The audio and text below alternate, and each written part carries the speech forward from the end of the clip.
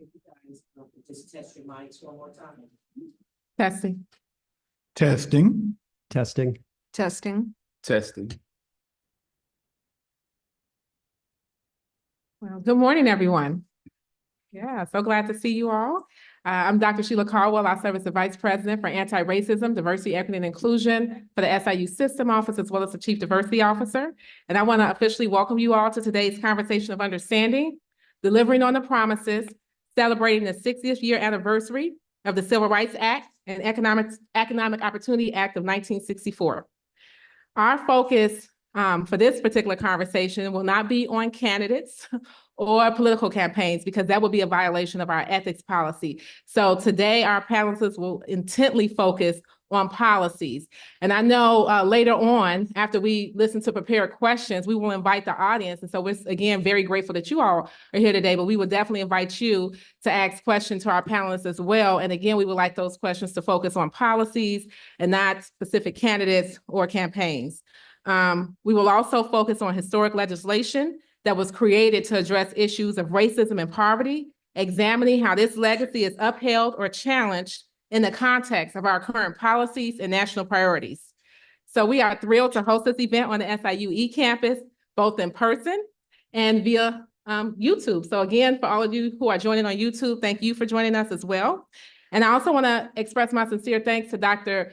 Mahoney, our president, our SIU system, James Minor, who is the chancellor for the SIU eCampus, and Dr. Jessica Harris, who also serves as the Anti-Racism, Diversity, Equity, and Inclusion Vice Chancellor. So again, thank you all for joining today. And now I would like to turn it over to our panelists to introduce themselves.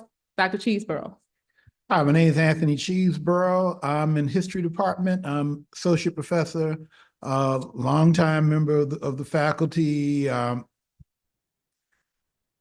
I've done some publications in some areas that are relevant to this, although I started off my career mainly working in Africa, but things change over time. Glad you're here. Dr. Hi, my name is Dr. Brian Jack. I'm in the history department. I'm a professor of history. I teach African-American history. I'm also the director of our University Studying Slavery initiative. I primarily do 19th century African-American history, but also do some 20th century stuff as well. So I'm looking forward to a good conversation today. Excellent. We got the right people. Dr. Rice. Hi, everyone. I'm Lori Rice. I'm a professor in the political science department and currently its chair. I've been here at SIUE since 2006. I study American politics, including the presidency and political behavior.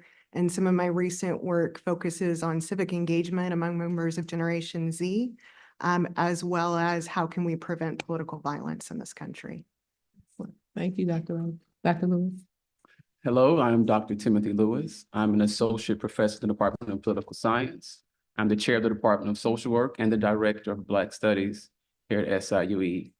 Every publication that I've ever gotten published deals with the Black social political experience in the United States. So I am looking forward to today's conversation. Excellent. Yeah, I'm so pleased that we have a wonderful panel of experts joining us today. Our first set of questions will focus on the Civil Rights Act.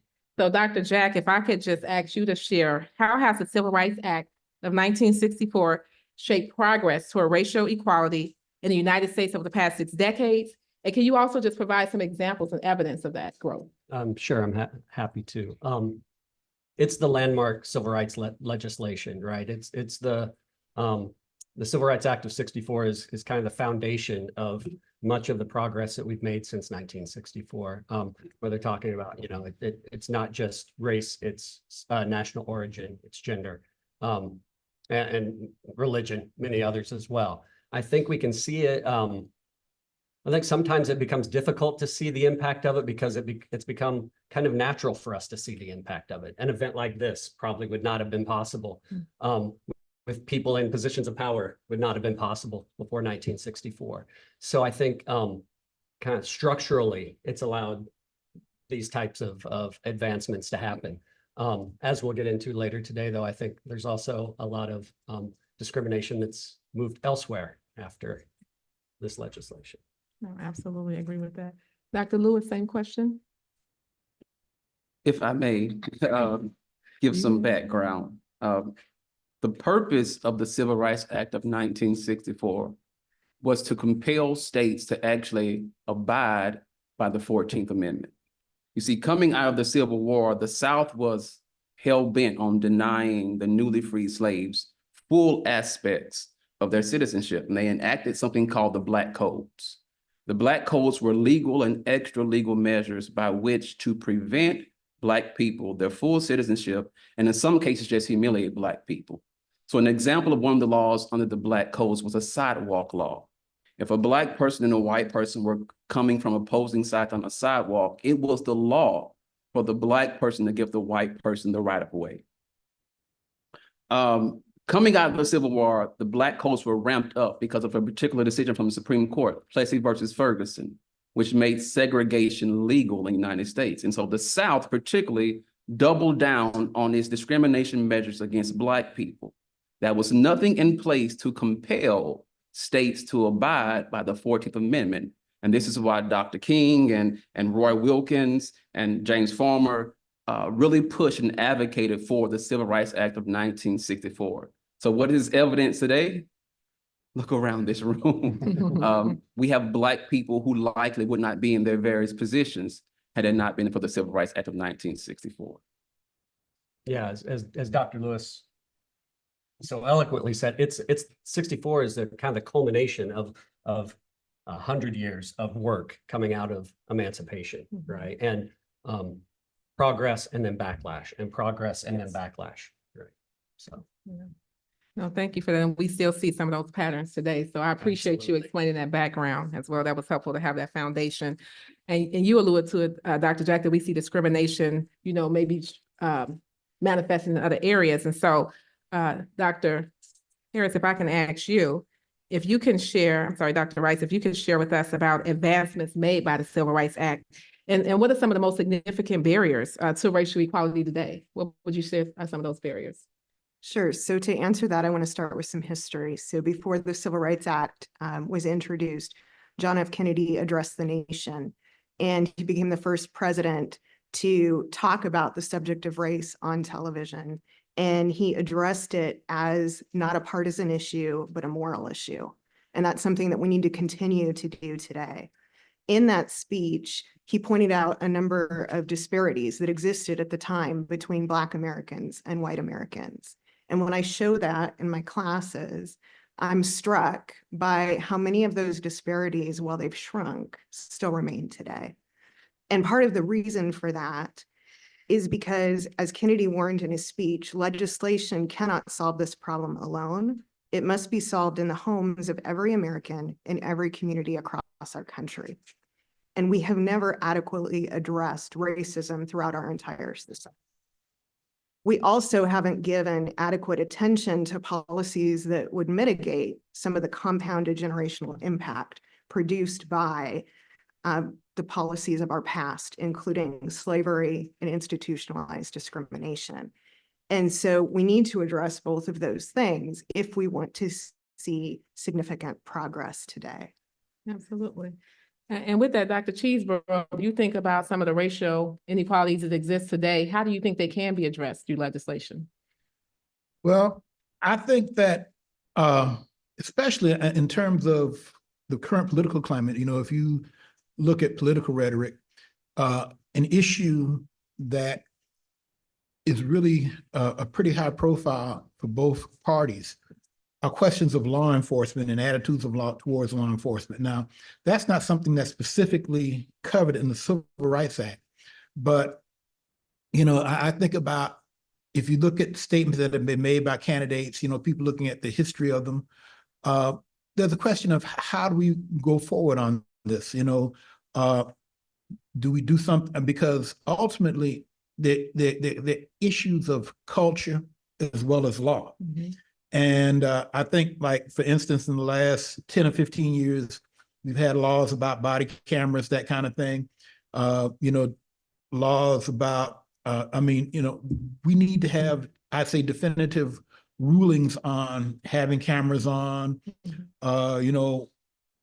what are acceptable issues in terms of evidence. These are some things that are they're not directly addressed by the Civil Rights Act, but they're definitely aspects of civil rights that are still hot button issues that need to be addressed.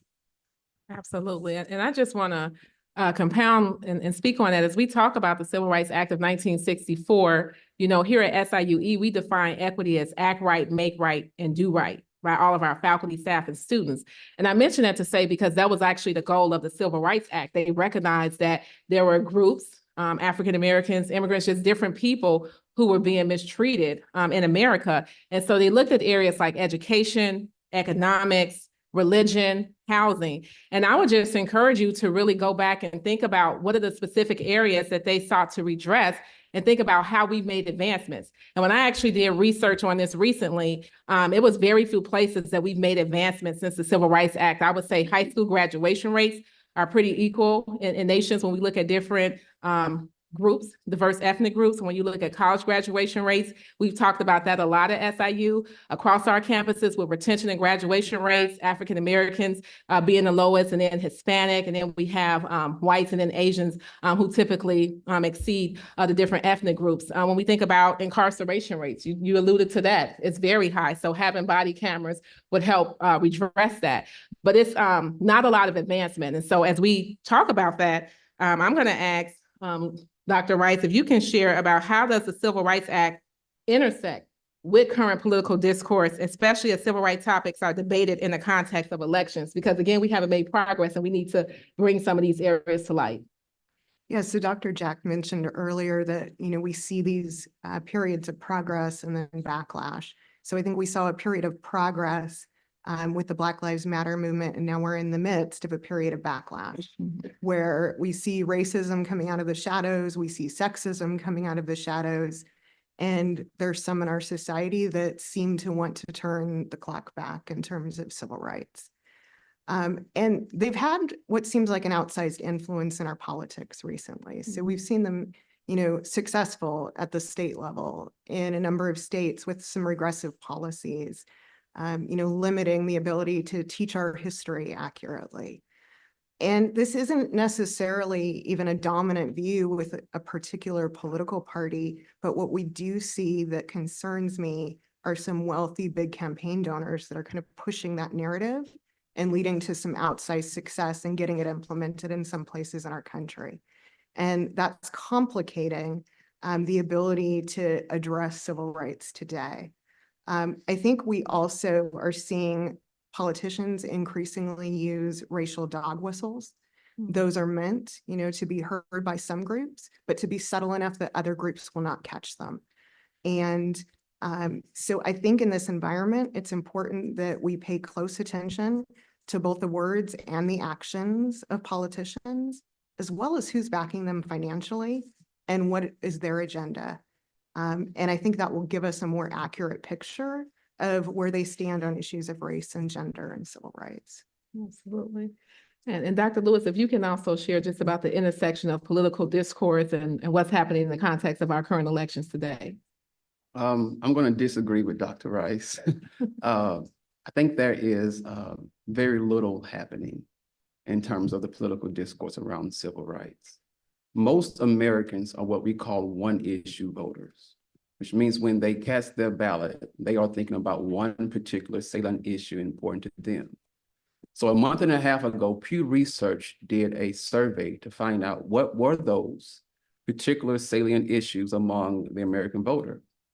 Guess what didn't make the list?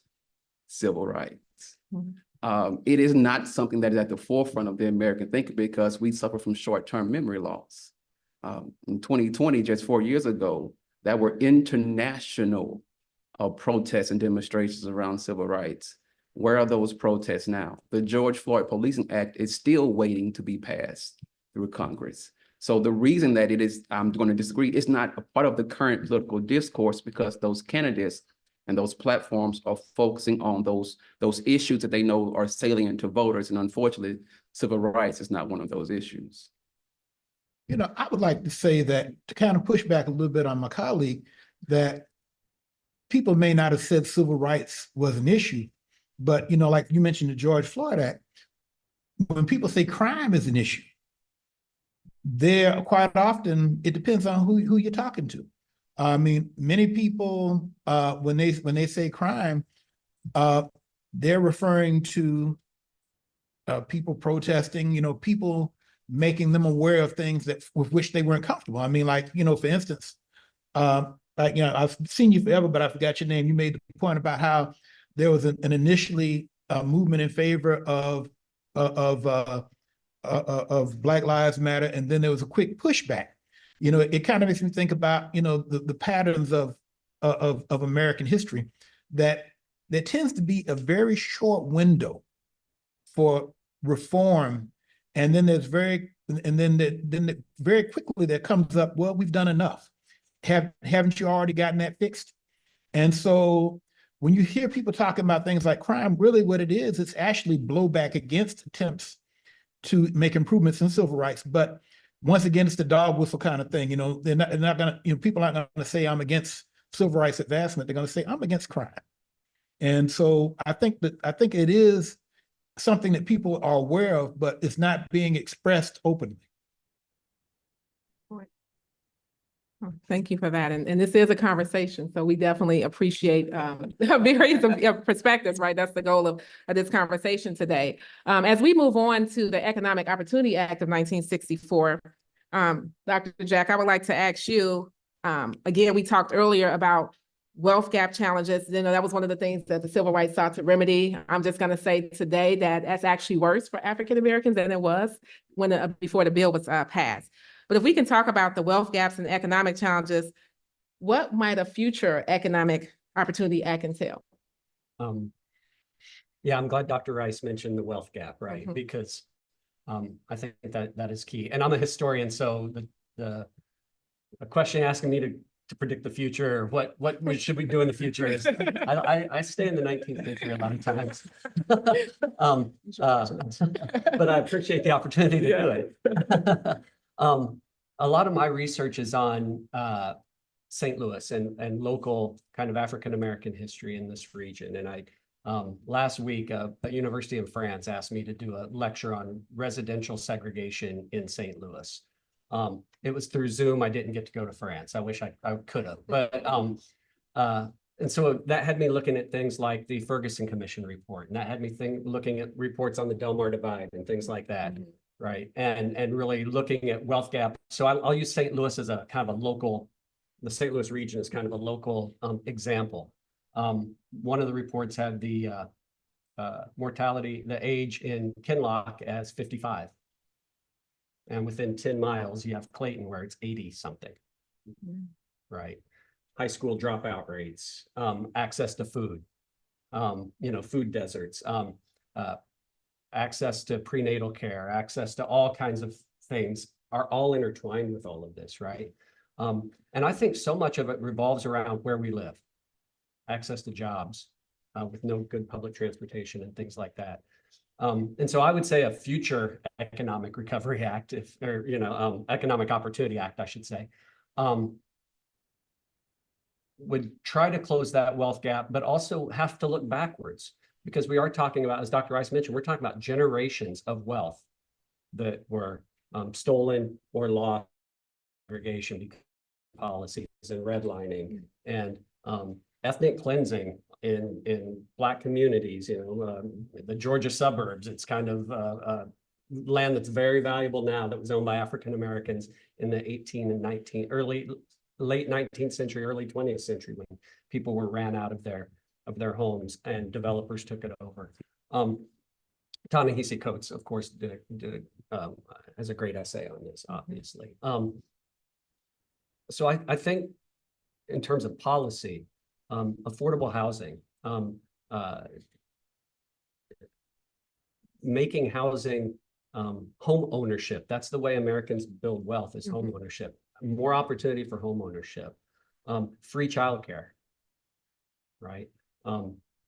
Increasing, like from the Economic Opportunity Act of 64, increasing Head Start, increasing VISTA program, increasing these things. It feels like they were kind of these programs, and then as Dr. Cheeseborough mentioned, we have these short moments, and then there's this long backlash, right? And making college not more affordable, making college free, making trade schools free. It's a big investment, right? But the whole idea is that when they passed a Civil Rights Act in 1866, one of the first ones, Andrew Johnson vetoed it. The very sarcastic, wonderful Andrew Johnson vetoed it because it was, quote, unfair to white people.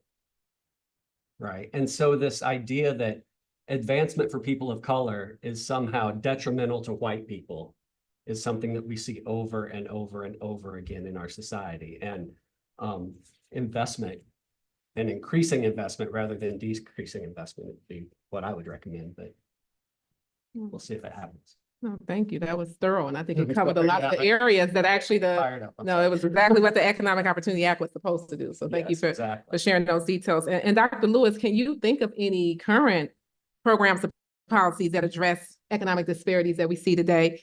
And also, if so, do these programs hinder economic advancement for economically disadvantaged citizens? Yes. But first, okay, the Economic Opportunity Act was meant to provide remedy to Black Americans and some poor white Americans who had just been squashed by Jim Crow. The disadvantageous nature of Jim Crow kept Blacks from getting mortgages, lines of credit, even them from being in leadership positions in unions. And all of this kept them in very poor standing. So Dr. King, A. Philip Randolph, Bayard Rustin, all of them advocated that if you're going to pass this civil rights legislation, you have to also pass this Economic Opportunity Act because the two are linked together. You cannot have racial justice without having economic justice. Well, why is that? Because largely racial inequality leads to economic inequality. So there are two areas currently that I think in terms of economics we can address that have a racial lens to them.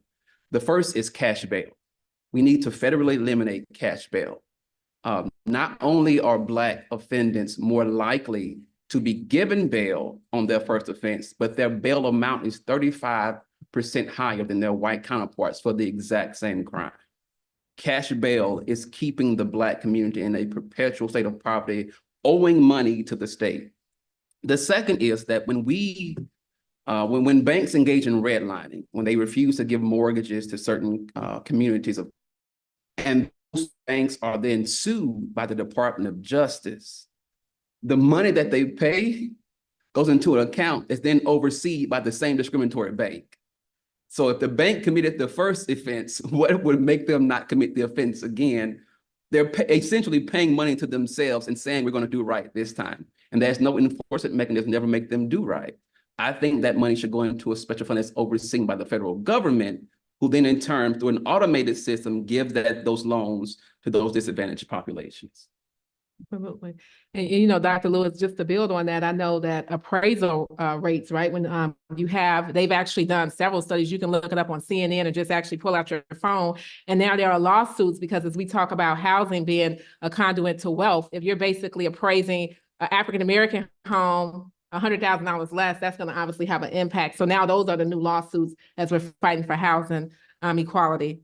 And Dr. Cheeseborough, Dr. Lewis just spoke about the intersection of, economic opportunity and also the racial bill. So can you just share about how that's intertwined and what strategies can ensure that we have both economic and racial justice moving forward? Well, one of the things is that so often things are not done in good faith.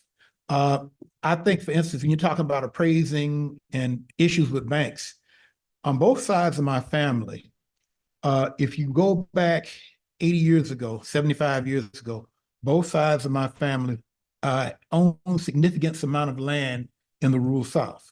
My father's father, he managed to get 75 acres of land in South Alabama.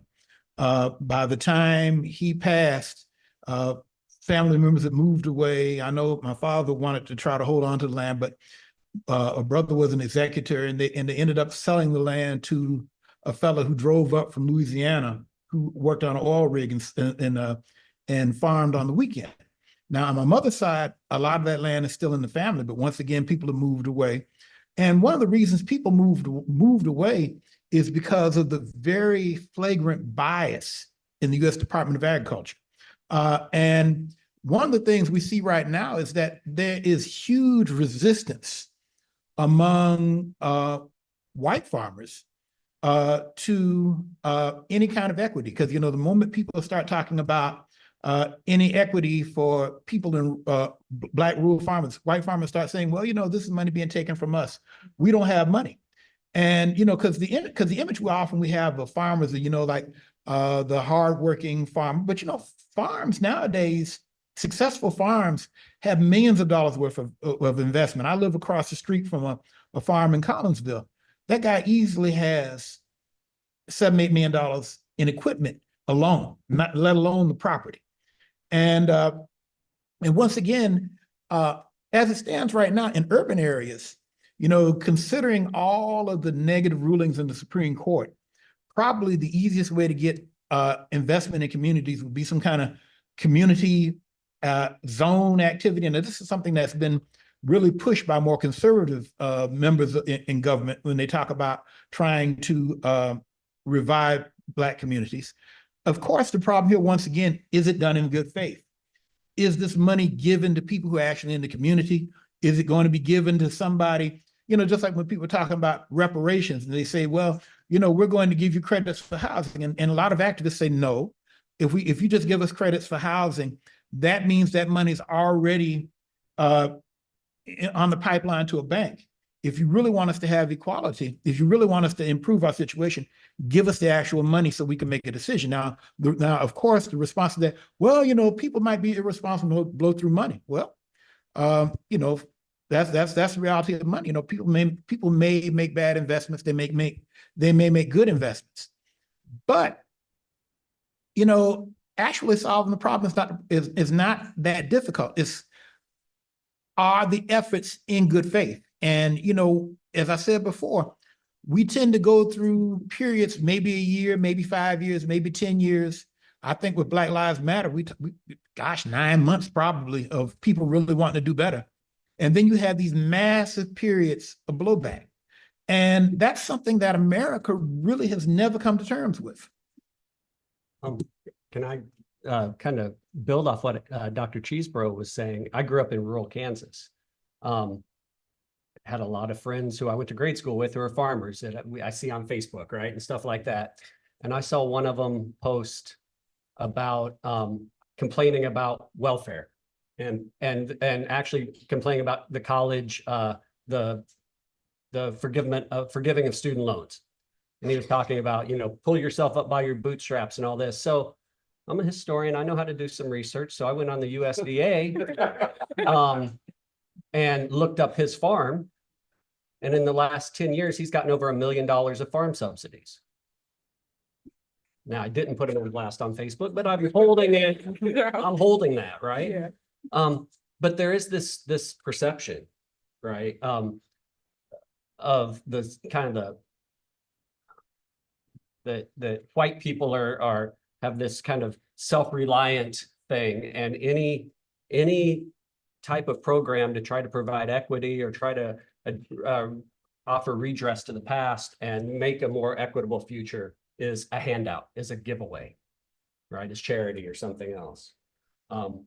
And I think it's these perceptions as well as policies that we're dealing with. Can I jump in also? Because you mentioned something. A lot of times when you think about strategies, we immediately jump to policy and legislation without addressing there are some things that are culturally causing these issues. Yes. And one thing in the US is this narrative of hard work, that you can simply work your way out of any situation. So in 2015, a scholar named Derek Hamilton, who was funded by Duke, did some research.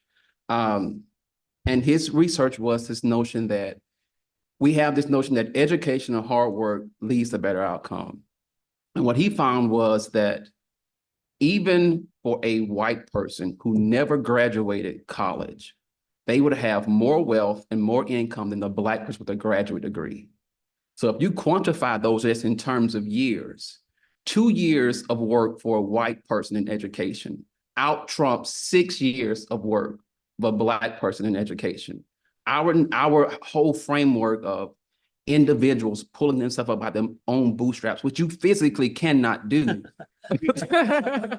It's part of the problem, because what we want people to do is have individual remedies to systemic problems, and that doesn't work. Absolutely.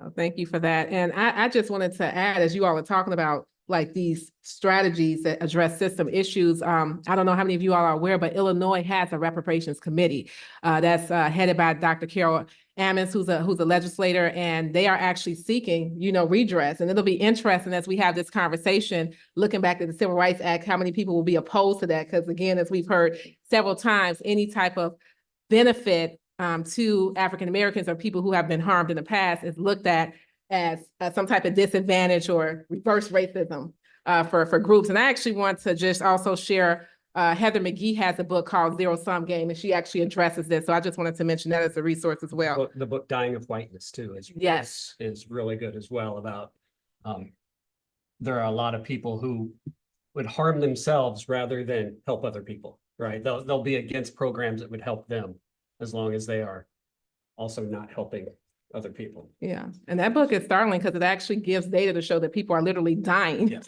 because of that philosophy. It's not just a philosophical concept. They'd rather not have healthcare for anybody than have healthcare for other people. And if somebody died because they didn't refuse to take Obamacare, that's just one example of literally dying from that perspective. We've talked about the Civil Rights Act. That happy? Okay, all right. That's what the concept, all right. And also the Economic Opportunity Act. So now I actually want to move on to just the 2024 election and what type of policy impacts are they going to have. And so, Dr. Rice, if we can start with you, if you can talk about the current presidential election platform and how it's addressing civil rights and economic opportunity. Are there policies and initiatives that are on the table that we should think about as we go vote next Tuesday? Sure. So I'm going to start by being a good educator and give everyone a homework assignment. But don't worry, this won't take more than 10 to 15 minutes of your time. So rather than interpreting, where the parties stand on civil rights, I'd encourage you to take a few moments, go to the websites of both political parties, pull up their platforms, and just do a quick find on page search for civil rights. And it will tell you the number of times, and you can go to those times that it mentions it and see exactly what they said. And you'll find some very different positions as you do that. In terms of specific policies, there are a few that have the potential for long-term impact. And so I'll just highlight two. So one has a potential for transformational change in a positive direction. And there's a proposal, for example, to provide $25,000 in down payment assistance to individuals and families seeking to buy a house. There are people who are right now they have the credit to get a loan. They have the income to make mortgage payments, but they lack the savings to make a down payment. And so that program isn't really about just home ownership, because home ownership makes it more likely that there will be significant generational transfer of wealth. And it makes it more likely that there is something to pass on to the next generation. And while that isn't framed as a civil rights policy and would be open to all Americans, regardless of race or ethnicity, there's currently a 30-point gap between rates of white and Black homeownership in the United States. And that simple program could help close that gap while giving opportunities for lots of Americans across all race and ethnicities to get into homeownership. Excellent example. Thank you. I do want to acknowledge that we had our chancellor enter the room. Did he step out? Well, again, welcome, Chancellor Minor. You're here. And now I want to, Dr. Cheeseborough, I actually would like to ask you the same question. Are there outside of the housing, are there other specific policies that will have maybe a long-lasting impact that will advance civil rights? Well, when I looked at the question, I noticed in particular that I thought about how the Supreme Court has limited the range of activity. And, the question, like the program, for instance, the proposal of making money available for housing is a great thing. But, once again, I find myself saying that given the limitations, that I think that what is likely to happen is that any administration that is amenable to trying to bring about some kind of economic improvement is probably going to have to work within structures that have been set up by more conservative philosophers. I think that government policies, I think that probably there's going to have to try to find some way to work within, notions such as economic empowerment zones. How one would do that, I don't know. I mean, that's not my area of specialty. But I think that, when we see the attacks on affirmative action, or like, I forgot the name of the fund, but there was a particular fund, for instance, that was giving money, seed money to Black women to start businesses, that was actually shut down by the Supreme Court that said it was discriminatory. It's going to be increasingly hard to target money specifically to Black people. And so therefore you end up doing two things: either giving money according to economic status, or else targeting particular communities. I mean, I think if you target communities, I think you're more likely to get money to those communities. But once again, you run into issues. Are people going to scoop in and buy property?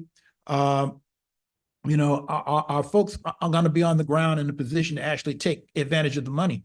And so once again, it becomes a question of intentions. I mean, laws can be written, but if you look at the history of this country, it is so easy, once a law is written, to administer it in a way where it does not do what it was intended to do. And, that's going to be the tricky thing, because, if you look at the Civil Rights Act, you have the Johnson administration. They basically have about 2 years where they can really work on these issues. By the time you get to 1967, Vietnam becomes a major issue. It kills the political momentum, because, even King is like criticizing Johnson on Vietnam. He's mad at King. King eventually steps down. George Wallace comes along. All these things pop up, and you have an atmosphere of reaction. And before long, you get a government that's much more reactionary. Now, one of the ironic things, however, is that looking back on it historically, reaction was very slow coming into effect, because a number of relatively progressive policies continued under an administration, the Nixon administration, which at the time was seen as very conservative. But looking back 50 years, in terms of affirmative action, in terms of environmental policy, it engaged in a number of things that nowadays would seem to be very liberal. And it kind of shows you how goalposts can slide. I think right now we're in a situation where we've had almost 50 years of moving in a more conservative direction. And so moving in a more progressive direction will probably end up in policies that would have looked conservative in the late 60s. And so it's one of those kind of contradictory things that we're going to be dealing with. I just want to add to that, because I think oftentimes when we have these conversations, it's like, oh, we're talking about the past, but I'm just going to give a current example. When you talk about good faith and good intentions, if many of us look at the legalization of marijuana, right, that was actually designed, they put in the law that this is going to help communities that have been most impacted, and we know that's Black and brown communities. When you look at the current funding for who's actually getting the money, it is like probably 2% of those communities. So it's very low. And this is just a recent bill that has been passed. And I know the policy where I'm from, they actually require businesses on the east side, which is the economically disadvantaged and economically exploited communities, they require them to put like $10,000 to $20,000 down before they even get the money. So you already know if they don't have the funds, which most of them do not, it's majority going to white business owners. But that was not the intention of the law, but that's the result of the outcome. And it is unjust and unfair. So I appreciate you pointing that out. Chancellor Minor, I just want to acknowledge you. Thank you for being in the room today. The next question, Dr. Lewis, if you can talk about how the conversation around civil rights and economic justice has evolved in recent campaigns. It has evolved in a discouraging way.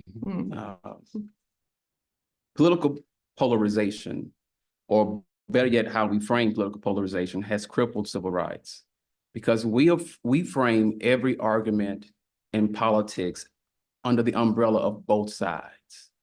That on every issue, both sides is just as factual, just as relevant, and just as meritorious.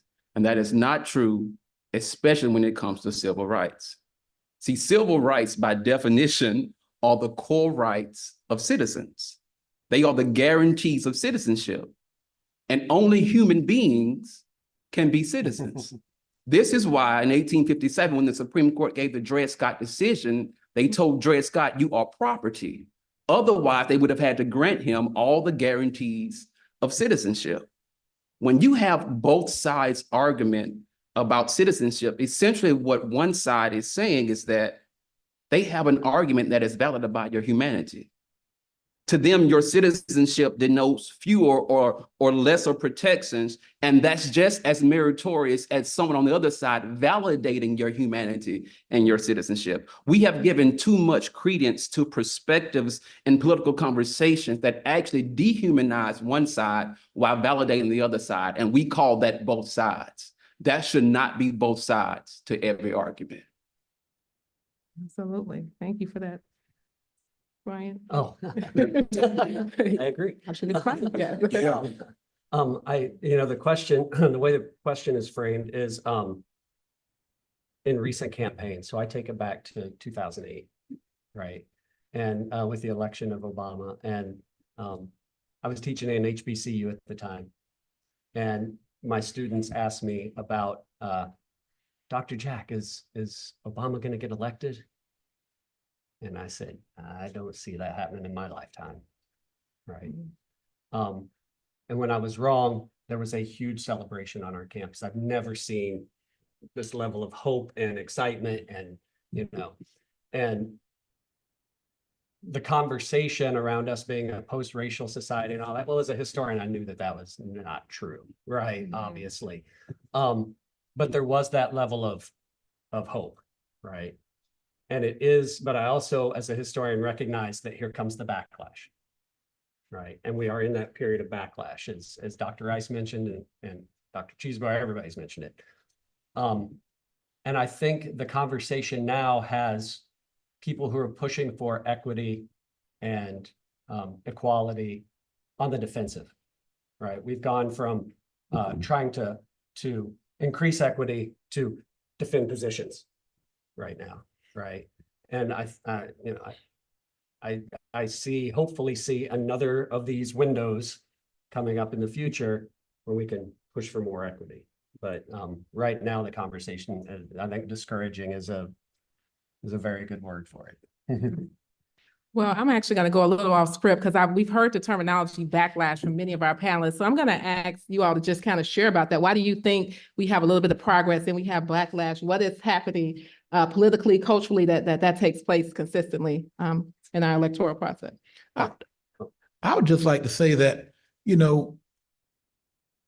the fundamental thing about civil rights is that it involves issues of status and self-perception. And that for so many people, and my colleagues have already said this in so many words, for so many people, issues of civil rights are a zero-sum thing. And they perceive improvements of status as a diminution of their status. And, I honestly think that's why so many people feel threatened by change. They feel that, the classic examples, for instance, I remember years ago when I was in college in Georgia, a fellow told a story about, an older man told a story about he had gotten a job working part-time in the store. He had cleaned up the store, it was looking good, and he was kind of relaxing a little bit, drinking a Coke. When the owner of the store, who was a white man, came in and saw him relaxing and drinking Coke, he got mad and fired him.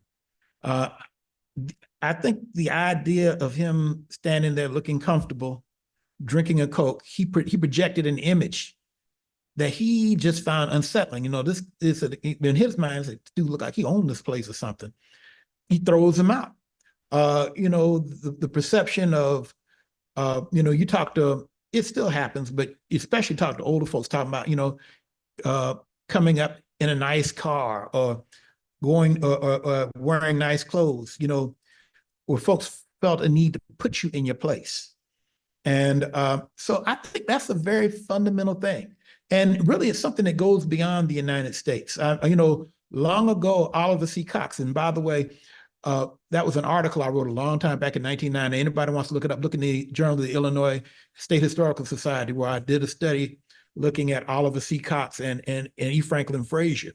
And because he was very famous for, and he was a professor over at Lincoln University in Missouri, he was very famous for writing a book where he could make comparisons between the caste system in India and racial segregation in America. And ultimately, systems like racism or caste, and they're not the same thing, but they're relatives. Are so much about one's self-image or how one perceives oneself inside a greater society that it brings about responses that are not rational.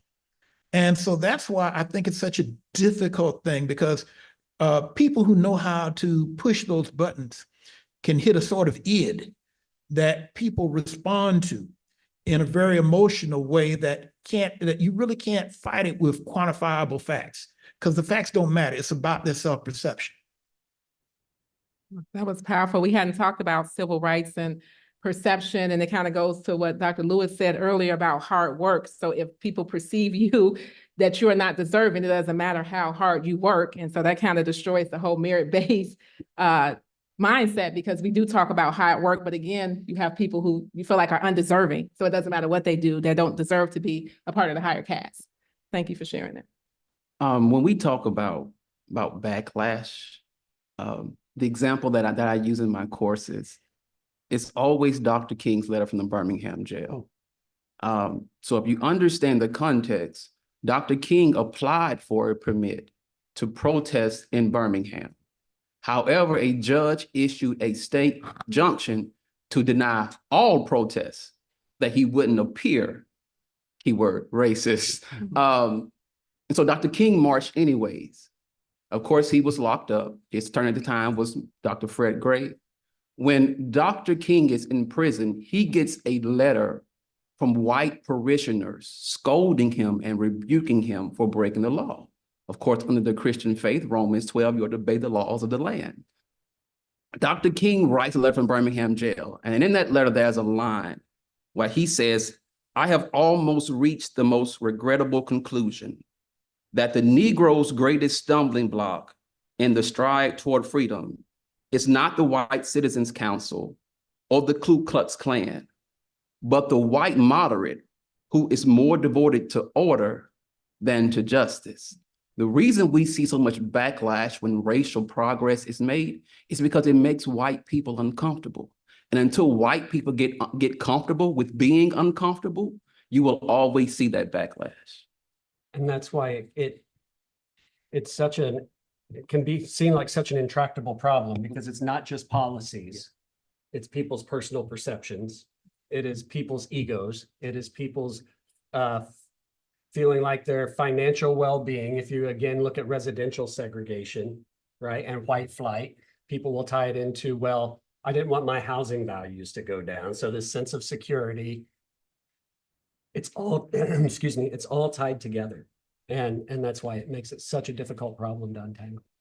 Yeah, and then I think one of the things that we have never learned from our history is to expect backlash. So those on the side of progress think, oh, we've made some real progress, and they don't anticipate the backlash. So I think right now, right, we see a backlash that's well-funded and well-organized that we weren't necessarily prepared for. You see that on college campuses. So in some states, there have been restrictions on what can be taught in the classroom and even what majors can be offered. And I don't think college campuses were prepared for that, because it wasn't something that we could imagine through our lens of happening. And I want to say one thing very quickly. I don't want to hog up time, but that's where education has to come into play. We have to educate people to expect backlash. I mean, I think one of the looking back, I'm old enough to remember some segregation. I saw a little bit when I was a kid, and I'm old enough to remember people thinking things were solved. I mean, when the kids were celebrating at Winston-Salem State, they thought things were solved. Yes. And you really have to kind of think about that. for every action, there's going to be a counteraction, or, you know, kind of a Hegelian kind of thing, where, you know, you're going to have, you know, one movement and an opposite movement. There's going to be something coming out in the middle. I mean, we in order to have progress, you have to get beyond the notion that you're going to simply cure something. That I think in a lot of ways, racism and discrimination are kind of like a disease that can be managed. I mean, I'll give you an example. It's kind of like the plague. The plague is an endemic disease. It's always in areas like you're from Kansas, where they have the prairie dog. They carry the plague. There's always a chance that it might come out. You know, every year we get these flu shots. You know, we're getting COVID shots because it can break out. I mean, we have to take an attitude like that toward racism. It's not something curable, but something manageable. I mean, if you do that, you will plan and prepare for backlashes and uprisings and difficulties. I mean, you have to get beyond the notion of cure, because cure is not. I don't think cure is realistic. But the invisibility of white supremacy too, right, is something that I think makes it really difficult. And I'm sure Dr. Rice or Dr. Lewis knows this much better than I do, but something like the GI Bill, right, coming out of World War II, that basically really helped build the white middle class, right? Allowed people to buy houses in the suburbs, allowed people to go to college or trade school, all these things. But of course, it was the first few iterations were administered on a local level so that it would not apply to Black veterans, right? And so when you have now 3 generations later, white people who benefited from that as their families went from working in factories before World War II to being accountants in the 1960s, and then their kids go to college and their kids go to college, don't recognize the structural kind of benefits that happened 2 or 3 generations ago that they're benefiting from now, right? And it's that kind of invisibility too, I think. And then when you do make it visible, then people get defensive. Right. But I think this also lets us know just how entrenched racism is as part of the American fabric. So much so that when racial progress happens, we have to prepare for the counterattack. That when we are so committed to racial equity, that there are those who will make it their life's mission to sabotage that. That shows that racism is simply just the enforcement of race in the American system. And I just want to thank you all for that comment. I know we went a little off script, but I also just wanted to share, Reverend William Barber talks a lot about backlash, as well as a book called White Rage. So those are just a few other examples to learn more about that. As we want to make sure we get to our audience questions, the last question that we have for the panelists is, what area should the next administration prioritize in civil rights and economic opportunity? And I would like for each panelist to respond to that question. Dr. Cheeseborough. I'll go back to the issue of policing. I really think that, especially for young people, and I'd say in particularly for young men, this is an area that is really prime, because it is so easy for young men in particular, and the young women get caught up in this too, but it's so easy to respond in a way that's quote unquote wrong, that then marks you for life. You know, as a young man, I know I came across situations that, you know, had I not been socialized in a certain way, I could have easily responded the wrong way. And I would not be, I wouldn't be here. I simply wouldn't be. I would say maybe pushing the room, but I probably wouldn't even been able to do that because those things come up. And so when people start, you know, when politicians start talking about crime, you know, what they mean is managing Black folks. I mean, you go back to Pitchfork Tillman. You go back to any of these folks. That language is very much the same. I mean, you know, look at something like Birth of the Nation. I mean, those imageries and those notions still exist. And so we have to, you know, I put it to you this way, you know, when apartheid ended, people from the European Union, United States, actually had to retrain the police department because they did not know how to investigate crimes. They were used to coming in and beating the crap out of folks, killing folks, and, you know, taking somebody to jail. And so often, the great irony is that so often that is the methodology in America. I read a story just yesterday. Actually, I saw a video just yesterday about a man in Minneapolis who had a threatening neighbor who shot him and wounded him. He ended up in the hospital. The police actually didn't act because they said, well, you know, that guy carries a gun, he's dangerous. And I found myself, and this was a white man, and I found myself, you know, if this was a black guy carrying a gun, threatening folks, it wouldn't have been a problem. They'd have gone there and killed him. Now this guy managed to come out alive. They negotiated with him for 5 hours, and eventually he came out. And I found myself saying, you know, we all remember in Springfield where the lady had a pot of hot water and the guy shot her dead. Now he ended up in jail because it was on video, and you know, basically he was a loose cannon. Or at least that's my opinion, of course. You know, he hasn't been convicted in any courts yet. I'll just say that just to be legalistic. But the point is that we have allowed and tolerated and encouraged the justice system. We know we have a popular culture in which, you know, going back to Dirty Harry when I was a teenager, or, you know, these substitute movies where the ex-Marine comes in and beats up all these inner city kids. And by the time the movie's over, they have good manners and they know their ABCs or whatever. You know, this is a culture we have. And, you know, that's something that I say is a very fundamental thing because it is an outgrowth of the slave patrol mentality that still very much infects law enforcement. And that's one of the things that Black Lives Matter said that got so much pushback, because it is not the image that the country likes, and it's definitely not the image that law enforcement likes to be projected for it. That's my part. Thank you. Dr. Rice. Sure. So I'll identify a policy that maybe is not the most important for civil rights, but pragmatically has the best chance of passing, regardless of the election outcomes and the party balance in the House and Senate. And that would be programs for more affordable childcare. I think we've seen both the right and the left call for that. I think they acknowledge that it's an issue facing American society right now. And it's just a matter of figuring out what are the details that both sides can agree to. And so I think advancing affordable childcare is something that would make a difference and would have a good chance of passing. Dr. Jack. I think probably there are many different ways to go, but to me, a lot of it comes back to residential and home ownership and policies that encourage more than encourage, that promote home ownership and investment.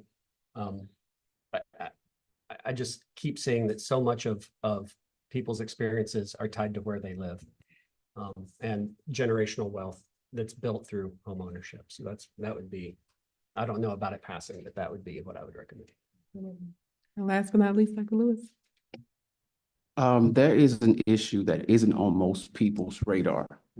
I'm gonna give you two names that you probably never heard of: Charles Barr and Simon Bowie. Probably two people that are not in the history books or of any relevance. These are two young men that as teenagers in 1961 sat at a lunch counter in South Carolina at that time, which was segregated. They were deemed criminals. Do you know when their records were expunged? Last month. The discriminatory nature of the legal process keeps Black people, particularly Black men, in perpetual states of being criminals or felons, which denies them the right to vote, get loans and mortgages, a host of other residual things, because they're now labeled a criminal. And we have to understand that some of these laws that cause Black people to be criminals are intentionals. The Anti-Drug Abuse Act of 1986, which took into consideration the exact same drug, crack cocaine, because it was in one form in the Black community and different form in the white community. The enforcement of that was different. It was a misdemeanor in the white community, but it was a felon in the Black community. And what happens is these crimes get on the record of these individuals, and they are perpetually seen as that, and they are denied their full citizenship. So if there's one thing that I would like to see in the next administration, it's a deliberate effort of cleaning up and expunging these records when the system has improperly labeled people as felons and criminals. And, you know, with the legalization of marijuana and then all the people who are in jail Yes. for possession of marijuana. Yeah. Yeah. No, thank you. If our candidates were here, I think they would do well to listen to your strategies and recommendation. They would definitely advance us forward. And now I would like to open it up to the audience. If you can just stand and say your name and present a question.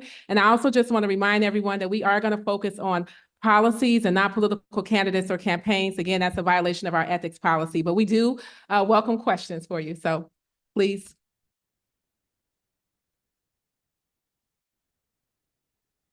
Any questions from the audience? We didn't put y'all to sleep, did we? I know they answered everything, right? Very comprehensive responses. Can I call on you from the Women's Voter? Do you have any comments? Yeah. An alumna. Although I won't be able to ask a question except in the form of a comment. Okay, we'll take it. Academics are used to that. That's fine. And my wife and I have been members of League of Women Voters for 25 years. And I was here on campus with this gentleman, I'm sorry, terrible with names out there. Caldwell, yes. Yes, that I was here when the campus was closed, because after Kent State, not after Kent State, interestingly, things were going along, and then after Jackson State, when the Black students finally said, okay, the campus was closed, and, you know, to avoid violence, because there was stuff going on in Carbondale and Washington. But I appreciate in particular Dr. Chesborough, Cheeseboro. Your evocation of this, to my mind, the white psyche that got wounded when white people lost standing, that said that I may be the lowest white person, but at a minimum, I'm a full citizen and I'm better than, you know what? That was lost. Now, I take issue with this gentleman. I mean, just that there are whites and there are whites. There are whites who are identified as whites in this way that you talk about it. And there are whites that are identified with what happened since civil rights and see that they're a part of a larger whole that some people can't see. They want to actually wipe it out, as we can see. So there's a lot of white people who struggle with their privilege, but also with the thought that they don't really represent the norm. See, the whiteness you're talking about is the normal that everybody thinks, oh, well, you got a lot of explain to me because you're not white, you know, that's the whiteness that to me, that it's normal. So it's a big distinction. And to me, I think back to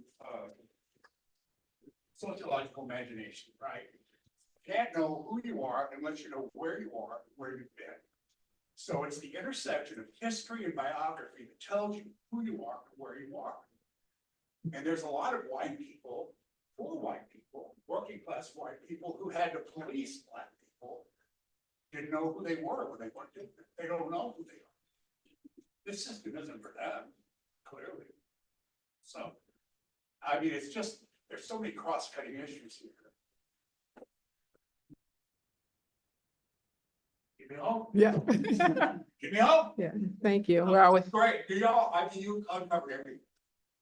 we appreciate those comments. We wanted to definitely hear from you as an alum and also as the Women's Voters Group. And now I would like to turn it over to Ms. Doris Williams, who will also be helping facilitate conversations. Do we have any questions on YouTube? Well, unfortunately, we do not have any questions via YouTube. We have several people watching. But again, they were just that good. President Mahoney. Someone else. I mean, as a son of a history and American government teacher, having this panel is just like great for me, and I would have loved to have heard the conversation today. But one of the things I think it's interesting, I've always been interested in social movements, and the social movements that led to the Civil Rights Act and the Equal Opportunity Act are pretty impressive with what they accomplished. And I guess my question is, do you agree with my assessment that that was one of the more successful social movements? And if so, why was it, and what can we learn about social movements going forward that could actually create some of the changes you talked about today? And anybody can answer that. Yes. So, Go ahead. Got two takers. social movements of the 1950s and 60s were much more planned out and deliberate than they are now. For instance, a lot of people think that Dr. King stumbled into being the leader of the movement.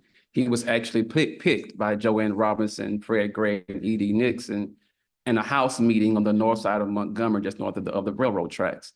When they planned the Montgomery bus boycott, they realized that how would Black Americans get to work if they didn't have the buses? Just so happened that E.D. Nixon and I think Abernathy owned funeral homes, and they literally used their hearses to transport people back and forth to work. That type of foresight, being deliberate, is not seen in the Black Lives Matter movement. As a matter of fact, the Black Lives Matter movement, which I'm a part of, wants to be distinctly known as a sporadic chapter-based movement without that necessary infrastructure. I think it helps in terms of the spontaneity of the movement, but in terms of its effectiveness, I think it hurts. Yeah, and I just add, I think the civil rights movement of the 1950s and 60s was really well organized, and it almost had to be if you think about the technology that existed at the time. So I've focused particularly on young people's political engagement. And so, imagine how difficult it is for college students to coordinate across different college campuses to begin to staff the sit-in movement that spread from Greensboro throughout the South. At a time when most college campuses, you might have one phone for the entire residence hall. That is so much more difficult to organize and coordinate than today when we have social media at our fingertips. And yet, they knew the value of organizing and coordination. So those 4 young men that sat down at a lunch counter on February 1st immediately went to the heads of student government across multiple universities to talk about how can they help support this thing that's growing. I think also the framing was so brilliant, but also I don't want to say easier, but the way they framed it as a moral question, right?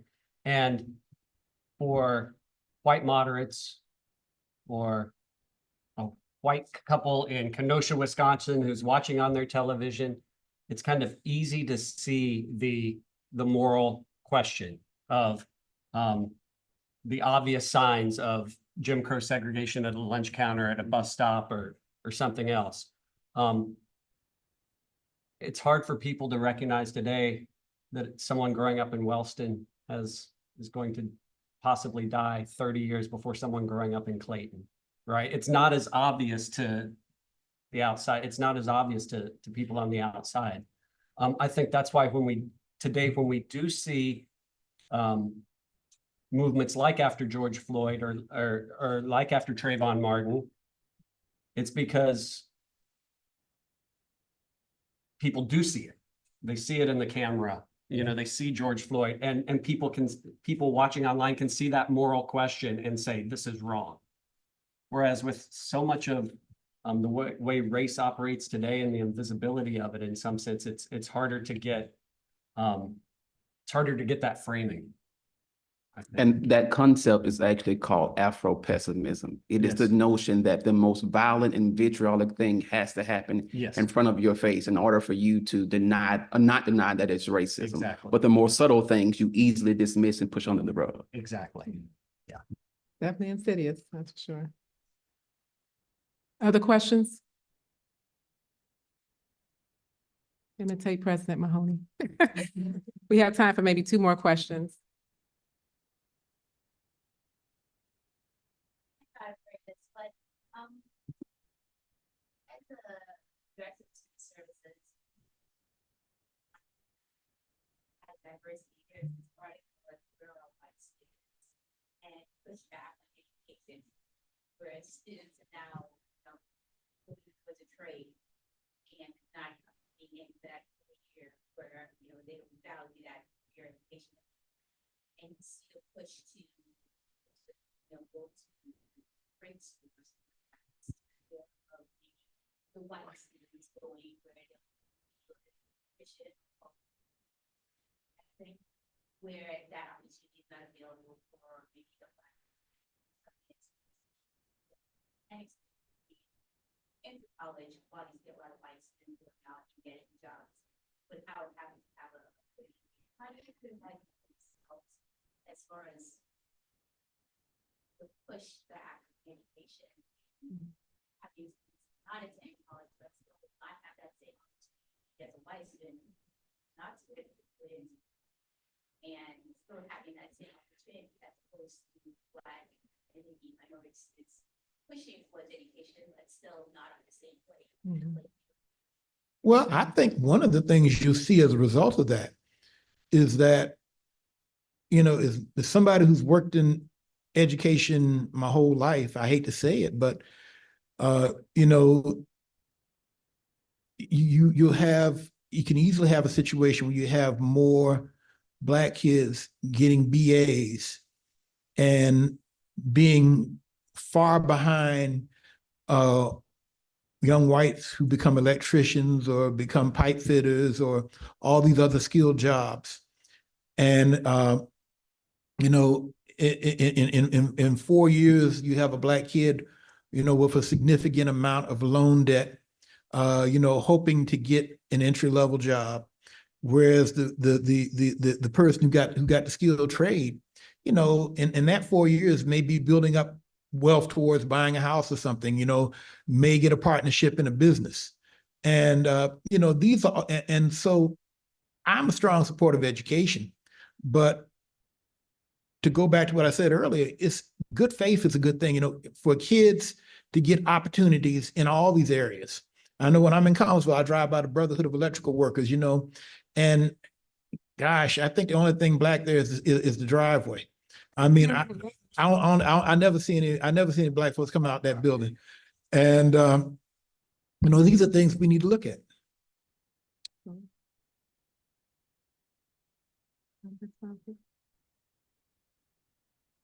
I will just also share that, there were studies done that showed, to kind of further elaborate on your point, that incarcerated white males are more likely to get jobs than Black men who don't have incarceration records. So we do see those type of disparities. I've also seen studies that show that they're more likely to go into work like construction. We don't talk a lot about social capital, but it's who you know. And oftentimes they're actually people who they know, who their parents know, are willing to give them jobs without those college degrees. But to also go to your point, it does kind of create this narrative that you can be financially independent or do well economically without a college degree, but we're not disaggregating that data and showing that might be for certain groups, maybe white students, but we don't see that trickle down to African-American or brown students, Hispanic students. So that's something to continue to monitor. So thank you for that question. The last question that I would like to just present to the panel is, we've talked about different policies. We haven't necessarily focused on the affirmative action policy that just happened. We've had Roe versus Wade that's also been dismantled, and we have more policies. So when we think about the election and even, again, affirmative action, Roe versus Wade, and just even DEI laws, 34 states, about 15 states have passed anti-DEI laws. What are your thoughts on that as we talk about civil rights, the election, and moving forward? So I'll start us off. I did a study a couple years ago looking at how race was talked about in the confirmation hearing for Ketanji Brown Jackson, because it seemed to me very different from what we had seen before. And so I wanted to study that further. And so as part of that, I was reading a lot of comments at confirmation hearings from the 1970s and 1980s. And one of the things that struck me was some of the commonalities of the rhetoric that was seen there as backlash to Brown versus Board of Education to what we're seeing today. And so in particular, I saw some of the same arguments made related to Dobbs about letting the states decide, made specifically with respect to Brown versus the Board of Education.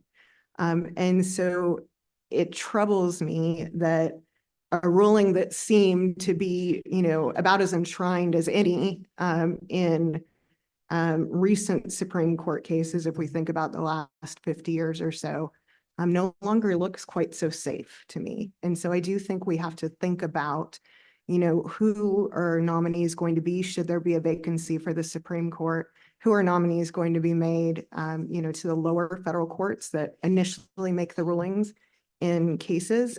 And then also, who might the Attorney General nominee be, because they're the ones that are determining, whether to pursue cases and also how aggressively to pursue them? I will just say this, hopefully I don't get long-winded here. Clarence Thomas is 76, Samuel Alito is 74, which means likely in the next presidency, there will likely be 2 vacancies on the US Supreme Court. Why this matters goes all the way back to the Dobbs decision, which was the decision that sent abortion back to the states. That decision was much more than about an abortion. I just published in the Journal of Social Sciences on this issue. What the Supreme Court did is they rewrote the historical narrative around the 14th Amendment. The 14th Amendment, in political science, we generally understand an amendment, a past document, because we can't go back and ask people who wrote it because they're no longer here. So we generally understand that by reading other documents in context. So the committee that wrote the 14th Amendment wrote a supplemental document called the Report on Reconstruction in 1866. This report explains why they wrote the 14th Amendment. And they particularly wrote the 14th Amendment as a racial amendment. It was specifically designed to give the newly freed slaves full citizenship. In the Dobbs decision, the Supreme Court rewrites essentially the 14th Amendment, saying that it is now a color-blind amendment.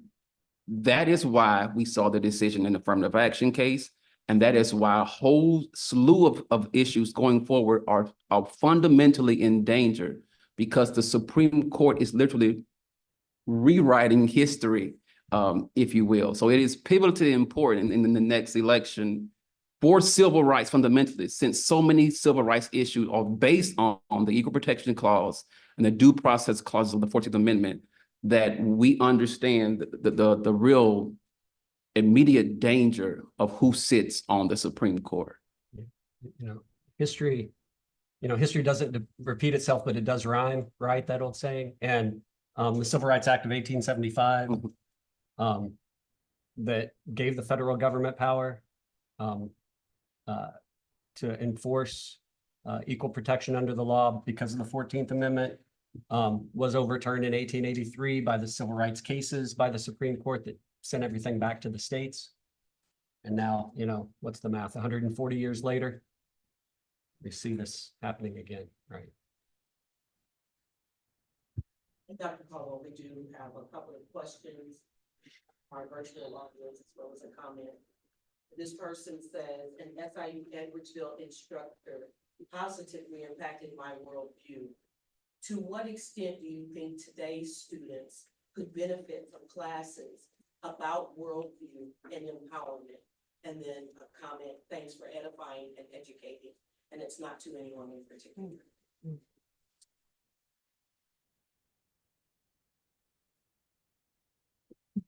I think they could benefit.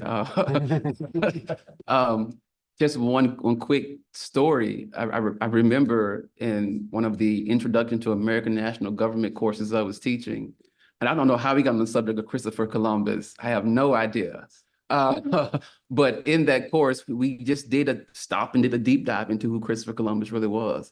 And I remember a white female student saying, I'm so frustrated because I always thought Christopher Columbus was this loving, caring guy who came and embraced the Indians, and they sung Kumbaya and had Thanksgiving dinner because that's what they're taught, in grade school. So I think intellectual courses like this do help because, one, they dismantle false narratives that have been taught to students, and they give them a larger worldview.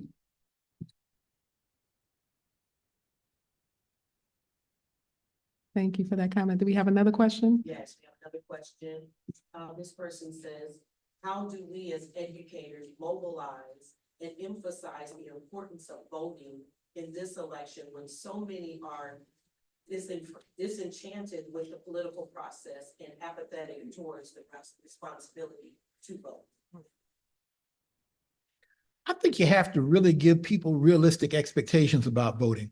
Once again, I think about what Dr. Jack said about all the kids celebrating at Winston-Salem State. People need to learn that voting is important, but too often the presidential race, becomes this big thing. And, in terms of your actual life, who's on your zoning committee in your county? who's on your city council, who's your ward representative. All these things are important. Who's on your school board? I mean, those are the people going to be coming in there if you get the wrong folks, trying to get rid of James Baldwin or trying to get rid of Ralph Ellison or Toni Morrison or all this other kind of stuff. And so it's too easy to vote for president and then wonder why your local city government isn't working because you're not really focused on the totality of government. And so I think if we really want to get enthusiasm about government, we really have to educate people about the importance of local, county government, state government, in order for them to really be knowledgeable and effective voters that can see policy come into effect that they like. I see it also not necessarily centered on voting and even politics in that form, but getting students, teaching students to be involved in their communities, teaching students to be involved in their lives, in issues, social issues in their lives. And I find that the more people are involved in that, then the more likely they are to also vote and give them a sense of agency within their lives, and not see it as a separate thing. And sometimes people are waiting for the perfect candidate Yes. to come along, and there's never going to be a perfect candidate. So I think we have to ask the question of why would we cede our power to other people to make the decisions waiting for a perfect candidate? There's also something called vote signaling. So I had a conversation this week with an individual who lives in Missouri, and this individual is a Democrat. He was wondering, well, why should I vote when I know that Missouri is a red state? I said, that's something called vote signaling. When you vote and other people vote who are likely of the opposite part of that state, the margin by which that state goes one way sends a signal to incumbent politicians. And the smaller that margin is, the more likely they are to move that needle towards a more moderate position than a radical position entrenched in whatever ideology that they have. And vote signaling can be literally the difference between someone being staunchly in a radical position and then moving to a more moderate position. So more than just electing a particular person or passing a particular referendum, sending that signal, that message to those who are in office is an important byproduct of voting. And the political scientists could answer this, both of you, much better than I could, but also it's kind of my feeling that registration and participation, no matter who people vote for, right? Political parties have to answer to that. There's a reason that political parties focus more on Social Security than student loans, right? Because older people vote more than younger people do, right? And I try to get that across to students as well. If they see, I don't care who you vote for, if they see you voting, then they have to answer to you. Well, we definitely learned today. Can we please give it up for the panelists? They were amazing. Thank you so much. That was excellent. A lot to learn, a lot to think about. I think we definitely wanted to have this conversation. But our message today is vote. That's kind of what we heard. We don't want to cede our power. We definitely have agency and we can make a difference. So I just encourage everyone who's watching today to vote. I want to thank you all for being here today. Those of you who joined on YouTube, thank you as well. Our next conversation of understanding will be featured in Springfield, Illinois at the SIU School of Medicine on November 21st. And we hope you join us there. Thank you all for being here today. Okay. We adjourn. Thank you. Excellent. Thank you guys. Enjoyed the conversation.